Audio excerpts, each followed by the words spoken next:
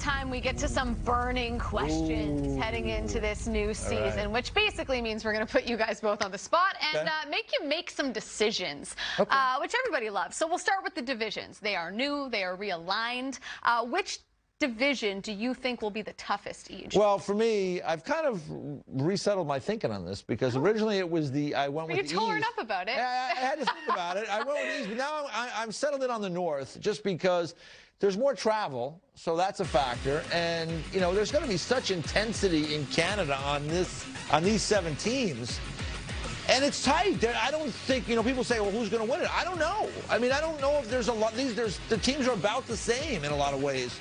So I went with the North. Yeah, easy pick. I think I went with... You're learning this TV stuff. Yeah, I get it now. Yeah. I went with the East, and the way I looked at it is you got 4 teams in the East that can win the Stanley Cup.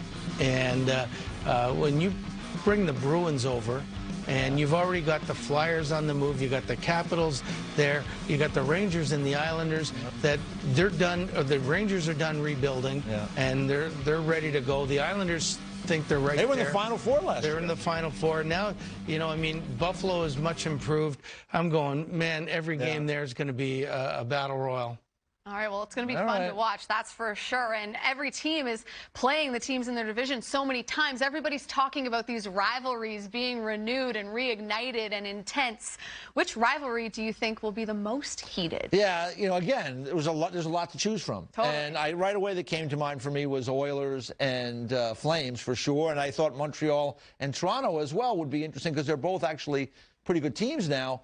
But at the end of the day, go back to what you said about the East. I don't think both Pittsburgh and Philadelphia will be in, which means the games they play against one another, starting with a home and home to start the season, are going to be really nasty. So I'm going to say this one is the one that's going to heat up, is the Penguins and the Flyers. Ooh, okay. Take us back to what was it, 2012, when it got real messy. Well, that was fun. Need a Heartsy for that. We need Heartsy's take. Is that the playoffs where there was no defense? Yes, it's all exactly. goals. Exactly. You get a goal, you get a goal. Yeah. What do you like? I like that.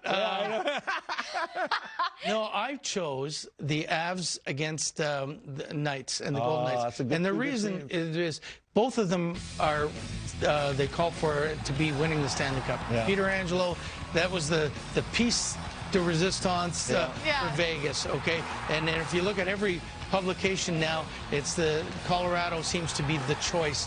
So I think those two playing each other 8 times this year is going to be a real battle every time. Yeah, 2 Stanley Cup contenders right there, that is for sure. All right, a lot of new faces and new places. Which player on a new team do you think impacts their new team the most this year? I'm going to go with Jacob Markstrom in Calgary because I don't think the Calgary Flames have had a real legit #1 goalie since Mika Kiprusoff left Calgary, and that's a while ago now.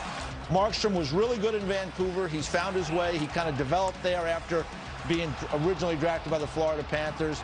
And I think, based on what I saw last year, I was really impressed. There will be the pressure of a big contract this year. But the Calgary Flames have a pretty good team. Now they have a really good goalie. I think he can make a big difference.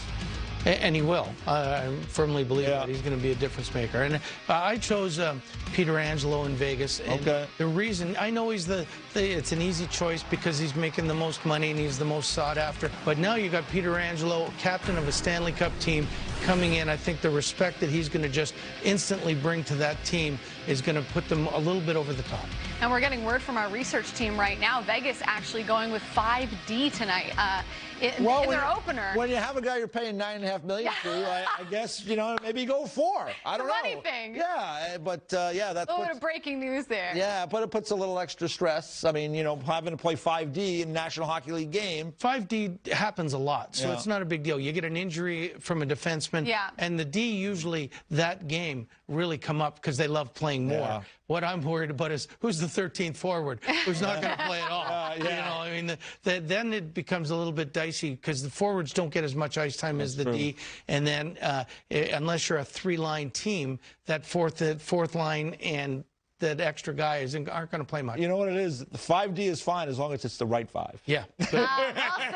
answer. Well said. Yeah. All right, I'm very intrigued by this next question because we've seen so much movement and some teams that have added a lot of new personnel to their rosters. So which team do you think will be the most improved this year? I'm going to go with the Montreal Canadiens because they were very, very busy in the offseason. And, you know, I combine two things. I like the moves they made in the offseason. They seem to fit. The things they did, Bruce and I were talking before the show, and, you know, it looked like that Marc Bergevin and their group were looking at their board of their 12 forwards and 6 defensemen and their goaltending, and they were going, okay, we need a third line left wing. We need size over here. We need another defenseman. We need a backup goalie. It seemed like they really addressed things that will help their team, and young players there now seem to be with Suzuki and with Kotkaniemi. Yeah. Those guys are coming. They got the young defensemen coming as well. So I think you put all those things together, I think the Montreal Canadiens have a chance to really move up the ladder. And we talked about this in the show meeting this morning as well, just their experience in the postseason, eliminating the Pittsburgh Penguins for guys like Suzuki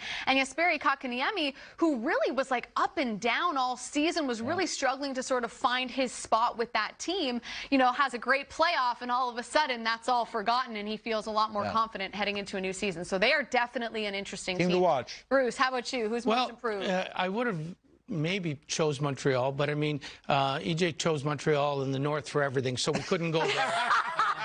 So my second choice was Washington. Dan Rosen's going to be out of a job for power ratings. I know. And I like him a lot better. So there you go. See you, Dan.